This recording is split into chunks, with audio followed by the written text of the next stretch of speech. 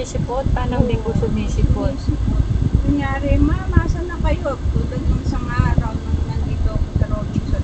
Punta ka dito sa Robinson, exit ng supermarket. Ma'am, andito na ako.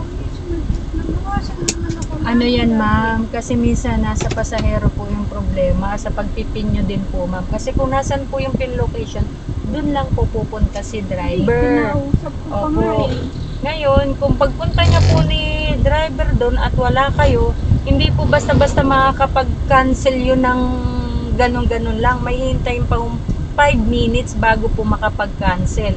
At kung wala po talaga kayo doon, mape-penalty po kayo ng 50 pesos. Kaya nga, Ganun po siya. lagi ako Dapat po, i-eksakto nyo po yung ano nyo, yung pin location nyo.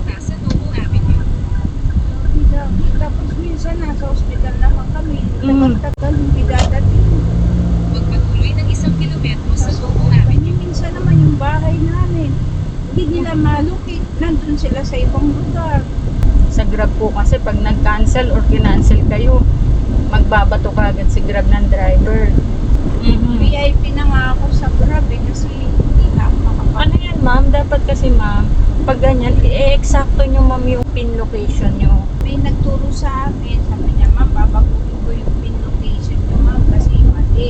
Kaya napupunta sila. Sa ibang sa site ibang- po. Oo, kaya inago. Kaya ganun ba? Oo, Opo. kaya lagi kayo. Kaya kayo na-charge po nun, ma'am. Kasi ang nangyayari, halimbawa, nandito yung pin location nyo dito. Tapos nandito pala po kayo sa likod. Kaya si driver, may mga driver na hindi mo rin po mapiplace na kung saan po talagang location, doon lang sila.